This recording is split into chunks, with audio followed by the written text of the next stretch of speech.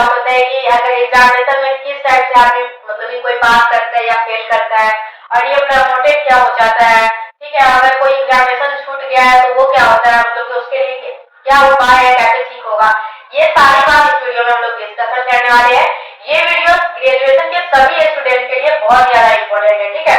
Science, commerce, arts सभी student के लिए पार्ट 1, पार्ट 2, पार्ट 3 सभी स्टूडेंट को इस वीडियो को देखना है, बहुत ज्यादा इंपॉर्टेंट है, ठीक है। सबसे पहले क्या है, बीए में पास करने के लिए कितने अंक चाहिए, ठीक है। बीए हो या फिर बीएससी हो या फिर बीकॉम हो, तो अगर थ्योरी वाला सब्जेक्ट है तो उसके लिए अलग क्राइटेरिया है, और अगर प्रैक्टिकल वाला सब्जेक्ट है तो उसके लिए अलग क्राइटेरिया है। क्या क्या है मैं आप लोगों को बता देती हूँ। देखिए आप लोगों को यहाँ क्या करते हैं, तो अगर आप लोगों का प्रैक्टिकल वाले सब्जेक्ट है, ठीक है, जैसे आप लोग फिजिक्स ऑनर्स कर रहे हैं, केमिस्ट्री ऑनर्स कर रहे हैं, ठीक है, अगर आप लोगों का प्रैक्टिकल वाला सब्जेक्ट है और ठीक है ऐसे करते हैं, अगर आप लोगों का प्रैक्टिकल वाला है ना, और अगर विदाउट प्रैक्टिकल का, ठीक है, विदाउट प्रैक्टिकल, तो आप लोगों को क्या क्या होगा देखिए सुनिए। अगर आप लोग कोई ऐसे सब्जेक्ट से ऑनर्स कर रहे हैं जिसमें प्रैक्टिकल की परीक्षा नहीं होती है, तो आप लोगों को दोनों पेपर मिला के, ठीक है, पेपर 1 और पेपर 2 दोनों पेपर मिला के आप लोगों को थ्योरी में लाने होते हैं। जो थ्योरी का पेपर होता है ना एग्जामिनेशन में, उसमें लाना होता है 67 मार्क्स। कितना लाना होता है? 67 मार्क्स। चलिए एक और बात बताते हैं। और अगर आप लोग ऐसे सब्जेक्ट से जैसे मैथ ऑनर्स लेंगे तो आप लोग को उसमें पास करने के लिए कितना नंबर लाना होता है? 90 नंबर, ठीक है। इसमें आप लोगों को 67 लाना होता है और इसमें 90 लाना होता है।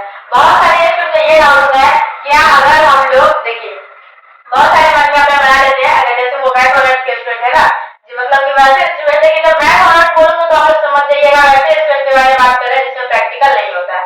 और अगर फिजिक्स या केमिस्ट्री बोलूंगी तो आप लोग समझ जाइएगा क्या कि वैसे स्टूडेंट के बारे में बात हो रहा है जिसमें प्रैक्टिकल होता है, ठीक है, इस सब्जेक्ट में।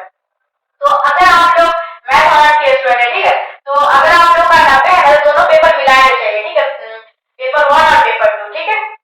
पार्ट 1 की बात किया जाए, पार्ट 1 में 2 पेपर होते हैं, तो दोनों पेपर मिला के आप लोगों को कितना चाहिए? 90 चाहिए ना।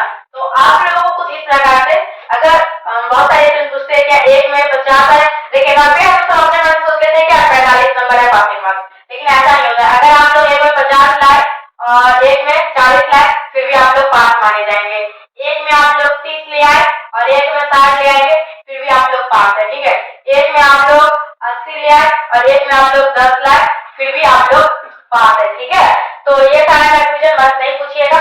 और बिना प्रैक्टिकल वाले में 67 चाहिए, दोनों मिला के चाहिए, ठीक है।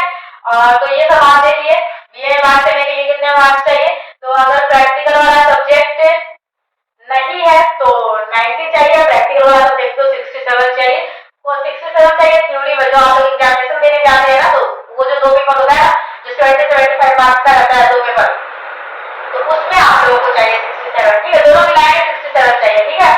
सेकेंड क्या है, सब्सिडरी और थ्योरी में कितना नंबर चाहिए।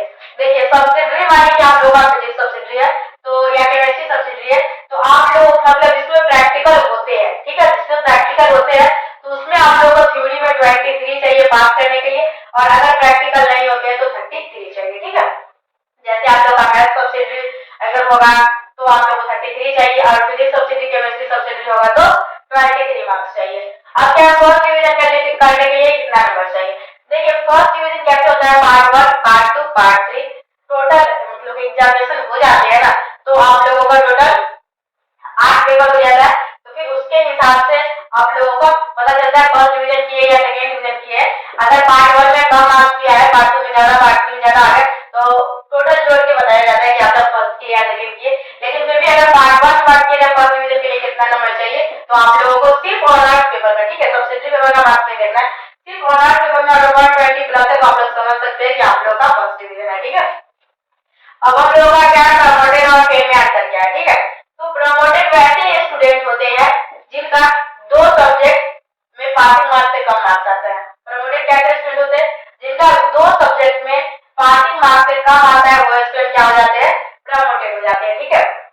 और भी कंडीशन है प्रमोटेड होने का, अगर आप लोग को 2 सब्जेक्ट का एग्जामिनेशन 2 या 1 भी, ठीक है, 2 या 2 से कम, ठीक है, 2 या 2 से कम है, पासिंग कम से कम आता है तो स्टूडेंट प्रमोटेड हो जाता है, और 2 या 2 से कम एग्जामिनेशन आपका छूट जाता है। ठीक है, आप लोग किसी वजह से वो एग्जामिनेशन नहीं देने जाते, जैसे आप लोग कोई और एग्जाम हो गया या कुछ भी हो गया, कोई भी कारण हो सकता है एग्जामिनेशन छूटने का, तो उसमें भी आप लोग का रिजल्ट प्रमोटेड हो जाता है। ठीक है, जो स्टूडेंट प्रमोटेड होते हैं वो क्या करते हैं, तो जो भी स्टूडेंट प्रमोटेड होते हैं ना